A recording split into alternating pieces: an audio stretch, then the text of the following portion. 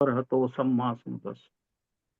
तथागत गौतम बुद्ध भगवान का सब उससे लेकर तनहंकर बुद्ध सभी बुद्धों को मैं पूजनीय भिक्षु संघ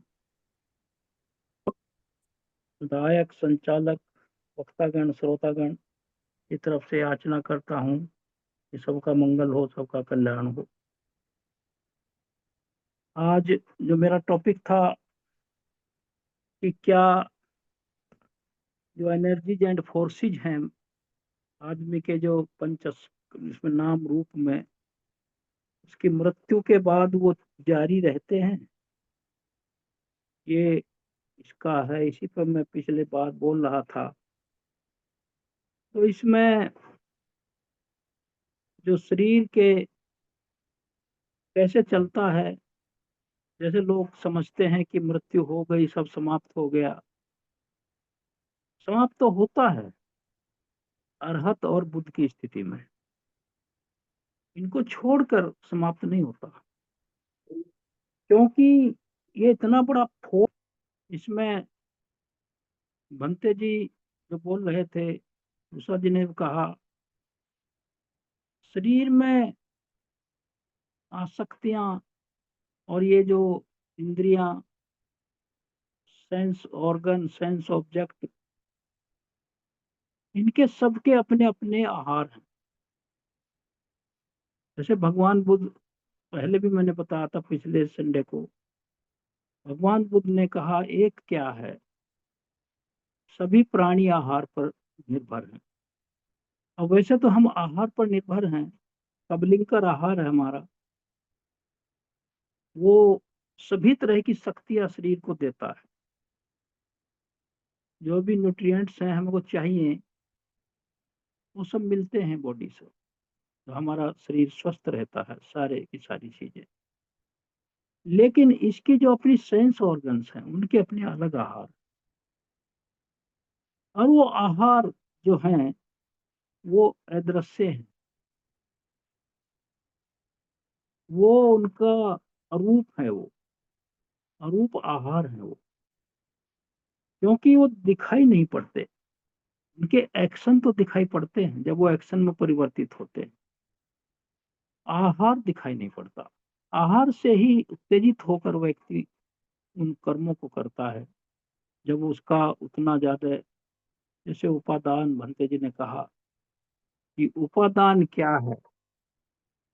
उपादान क्या है? उपादान क्या है? भंते जी ने कहा,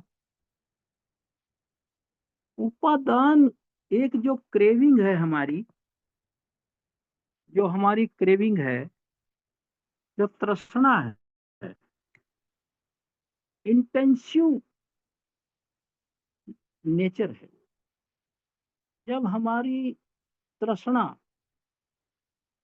और जो डिजायर, ग्रीड, थर्स्ट जो है इतनी गहरी हो जाती हैं कि वो फिर हम उसके वशीभूत हो जाते हैं, तो उसे उपादान कहते हैं। ये उपादान तृष्णा का एक ऐसा रूप है जो आदमी को लपेट लेता है, फिर उससे निकलना मुश्किल होता है। तृष्णा से निकल सकते हैं, लेकिन उपादान बहुत उसमें ज्यादा, वो इतना मजबूत हो जाता है कि उसको फिर तोड़ना मुश्किल होता है। तो इसी तरह फिर हमारा इसमें क्यों नहीं, हमारी एनर्जीज एंड फोर्सेज, कोई कहता है कि क्या ये समाप्त हो जाएंगी, तो कोई क्या कहे, या इसको बात पर मैं नहीं जाता कि दूसरे जिस तरह आहार हैं, फस आहार है, इस पर आहार पर नहीं बोलूंगा, मैं अपने विषय पर रहूंगा, बता रहा हूँ। ये चारों आहार है, उस पर तो किसी दिन सब फिर बोलेंगे सब पे। फिर वो है विज्ञान आहार है, एक है मनोसंचेतना आहार। मनोसंचेतना आहार, मेंटल वोल्यूशन, ये है मनोसंचेतना आहार। जो हमारी चेतना, कॉन्शियसनेस है हमारी, जो चेतना से ही सब काम होते हैं। भगवान बुद्ध ने कहा है, चेतना को ही कर्म कहता हूं। तो ये कोई पूछे, ये mental volition is the will to live, ये जीवित रहने की इच्छा शक्ति है। टू एग्जिस्ट, बने रहने की इच्छा शक्ति है। टू री एग्जिस्ट, पुनर्भव की आसक्ति है। जो भव तृष्णा है, मेरा अगला जन्म ऐसा हो, अपने अपने हिसाब से सोचते हैं। जब ऐसा सोचते हैं तो भव निरोध कैसे हो? टू कंटिन्यू, निरंतरता बनी रहे। मृत्यु का पता है, लेकिन इच्छा शक्ति जीने की है। To become more and more, बार बार भाव में पड़ना। और जितनी मेरी मनोसंचेतना आहार है, ज्यादा से ज्यादा मेरे पास हो। एक तो भाव में पड़ना, एक जो उसका आहार है उसकी भी एक सीमा नहीं हम निर्धारित करते। It creates the root of existence. ये जो मनोसंचेतना आहार है, मेंटल वोल्यूशन इज द कम्मा। भिक्खवे कम्मम वदामि, अहम कम्मम वदामि। तो ये चीज है, it create the root of existence. ये भाव की आधारशिला है। जो हमारा भाव है, जीवन कहते हैं जिसको आम भाषा में, किसी का भी, जितने भी लिविंग बीइंग है, एंड कंटिन्यूटी, और निरंतरता की आधारशिला रखता है।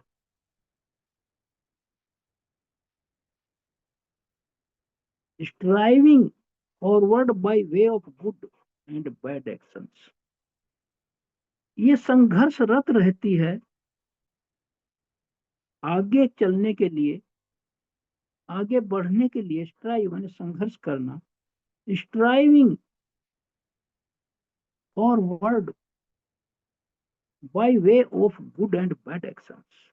जैसा जैसा जिसका स्वभाव है उसी की तरह स्ट्राइव करेगा और संघर्ष करेगा या प्रयास करेगा, तो वो करता रहता है। कुशल अकुशल कम्मा, कुशला कुशल कम्मा कहा इसे। It is the same as volition. ये जो हमारी जो है मेंटल वोल्यूशन है, ये चेतना है, क्योंकि चेतना ही गवर्न करती है। सबके जो एक्शन सारे जो है हमारे मनोद्वार के, जो सब चेतना के माध्यम से ही वो फाइनल शेप लेते हैं, जब चेतना के माध्यम से किए जाते हैं। वो क्यों है ऐसा? चेतना के माध्यम से वो कर्म, इंटेंशनल कर्म को ही भगवान बुद्ध ने कर्म कहा है। ये भी मैं क्लियर करना चाहता हूँ। अनइंटेंशनल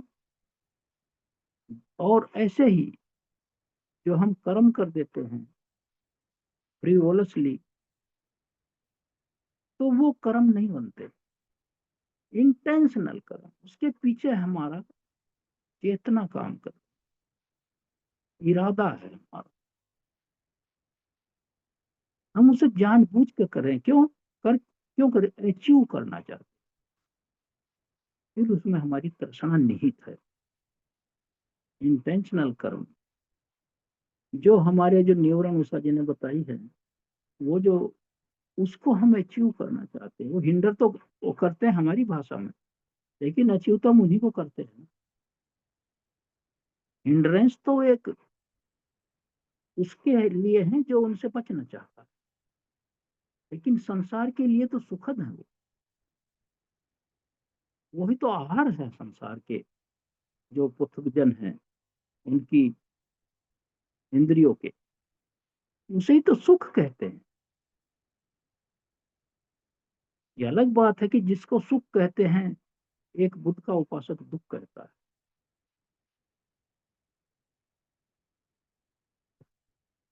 तो ये चेतना, वोल्यूशन इज कम। बुद्धा, इसमें लिखा था बुद्धा हिमसेल्फ डिफाइंड इट, वो परिभाषित किया भगवान, रेफरिंग टू मेंटल वोल्यूशन।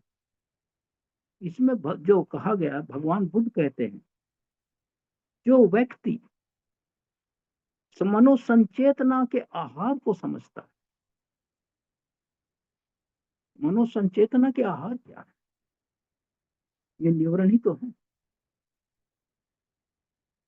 ये लोभ द्वेष मोह है, यही तो उसके आहार, इसी से वो फलती फूलती है, और यही उसका अपना मतलब यह है आधार है।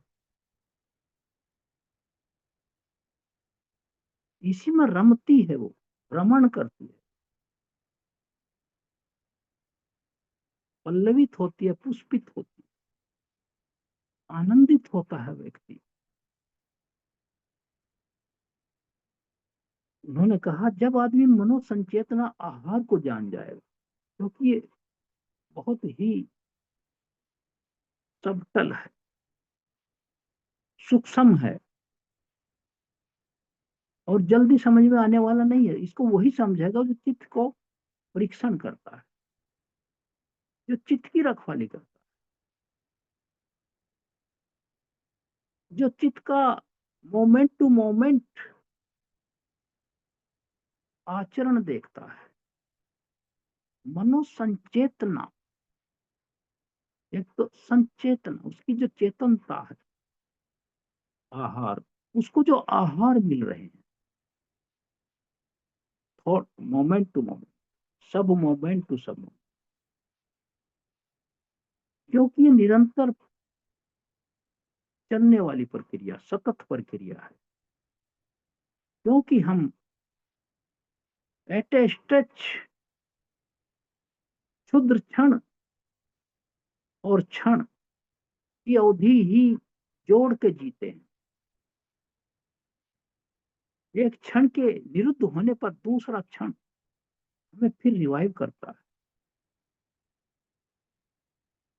हम ऐसे नहीं कि हमारा अधिकार है उस पर, जीने का अधिकार किसी का नहीं है किसी पर।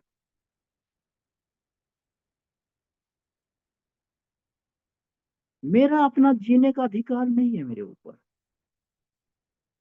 वो मेरे मनोसंचेतना आहार, और मेरा जितना ये क्षण प्रति क्षण की मैं डाइट ले रहा हूँ, अगर मैं सही रास्ते पर चल रहा हूँ कुशल कर्म की डाइट है, अगर मैं अकुशल की तरफ चल रहा हूँ तो वो दूसरी डाइट है, जो मेरे आगे मुझे दूसरी दुख योनियों में ले जाएगी। लेकिन मेरा अधिकार इस पर, इस सेंस में नहीं है कि मैं जीवित बना रहूं।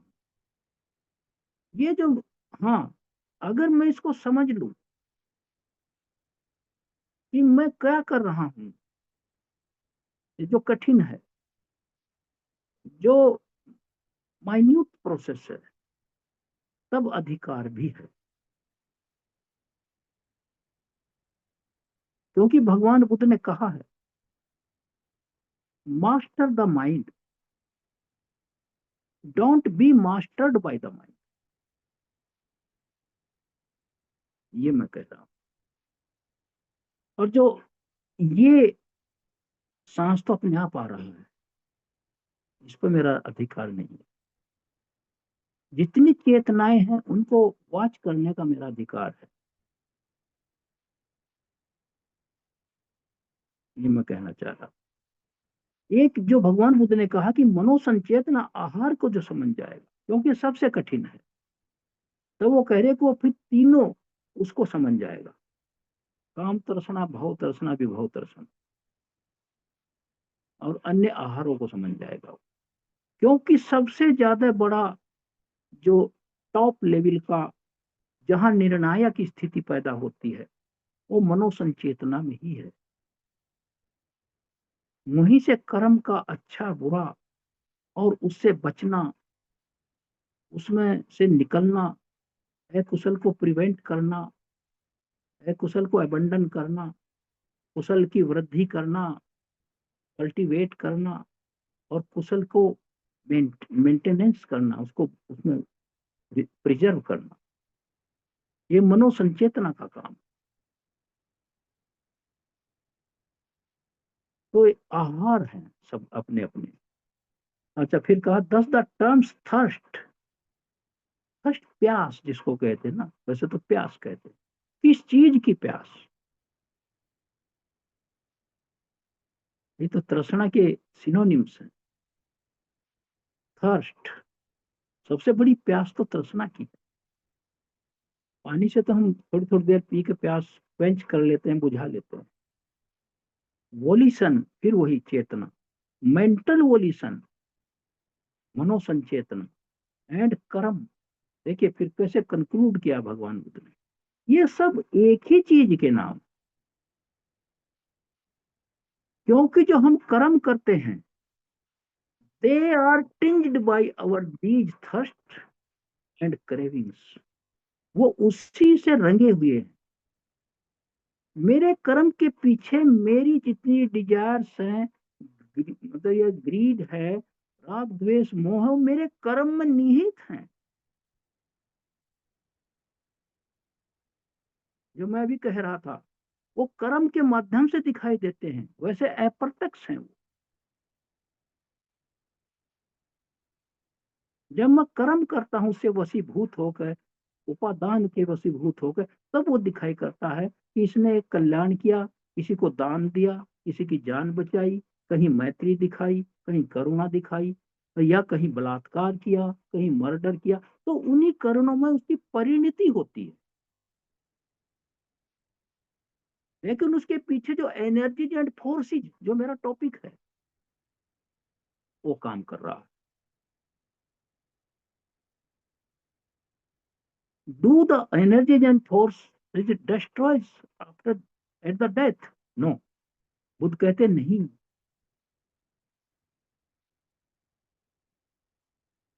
क्यों नहीं? आगे भगवान बुद्ध ने क्या कहा है? इसने कहा है, ये कर्म denote the same thing, they denote the desire. उसको ही करते हैं, दे विल टू बी, बने रहने की इच्छा, टू एग्जिस्ट, रहने की इच्छा, भव, to re exist, to become more and more, to grow more and more. देखिए इतना एम्फेटिकल कहा भगवान, to accumulate more and more. कितना भी संचय कर लो, कम ही लगता है।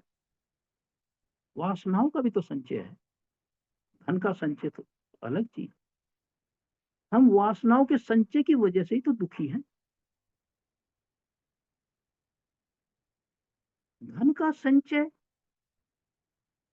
जो है, वो उसमें पैदा करता है कि आई एम धनाढ्य हूं। लेकिन वासनाओं का संचय तो ज्यादा खतरनाक है। This is the cause of the arising of दुख। यही दुख का समुदय।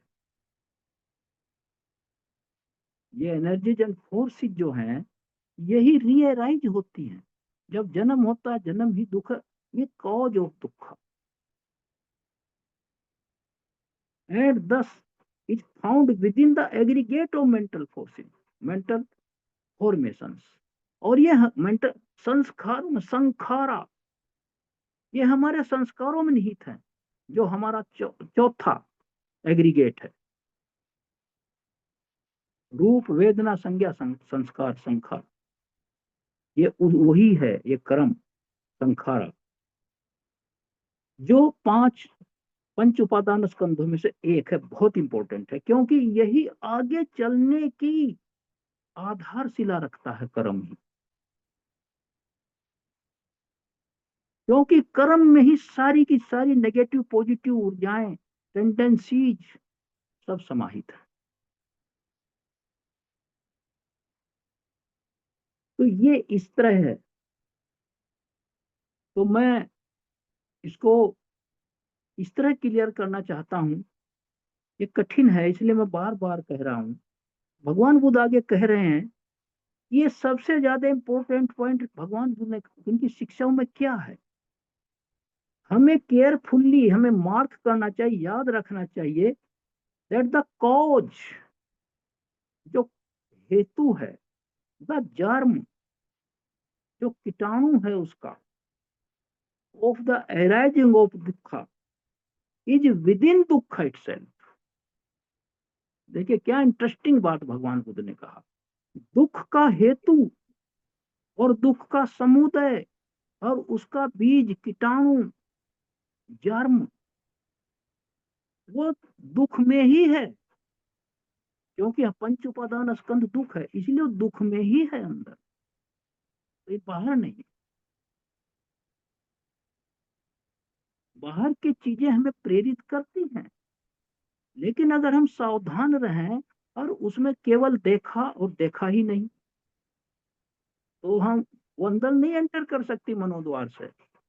लेकिन जब हम उसकी we can not stop the barging की जो फ्लड अंदर जाती है, उसको जब हम नहीं रोकते, तब तो दुख में से ही दुख पैदा हो। एंड नॉट आउटसाइड, बाहर नहीं है ये। And we must equally remember, हमें ये भी साथ साथ इसी तरह याद रखना चाहिए, the germ of the session of दुख, दुख निरोध का जो जर्म है, जो एक क्वालिटी है या बीज है, ऑफ द डिस्ट्रक्शन ऑफ दुख, दुख निरोध का, वो भी दुख के अंदर ही है। मतलब पंच उपादान स्कंदों के ही अंदर है वो भी। भगवान बुद्ध ने क्या कहा, एक लाइन ध्यान से सुनिए, क्या कहा भगवान बुद्ध। बाई अराइजिंग ओनली दुख arises, and by ceasing only दुख सीजिज। ये उसको सपोर्ट करता है जो उन्होंने कहा है। उसको डिस्ट्रक्शन भी इसी में है, एराइज भी इसी में है। तो आज मैं यहीं तक रखूंगा, क्योंकि ये गूढ़ है, गूढ़ विषय है ये, इसको लंबा करना ठीक नहीं है। तो इसके बाद मैं फिर आगे चलाऊंगा इसका, और ये भी बताऊंगा कि ये मनोसंचेतना आहार जो है ये खत्म क्यों नहीं होते, इतने कठिन है। एक, इनको खत्म करने के लिए 4 लाख असंख्य एक कल्प लगता है बुद्ध को।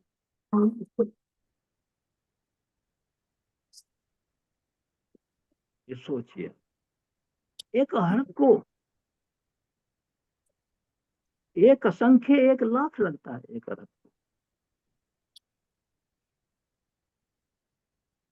तो कितना कठिन है ये। तो ये यहीं तक रखूंगा मैं इसको। मैंने कोशिश करी गूढ़ विषय को साधारण तरीके से कहने की। तो इन्हीं शब्दों के साथ मैं सबको साधुवाद देता हूँ। मेरा सभी को नमो बुद्धाय, सबका कल्याण हो, सबका मंगल हो।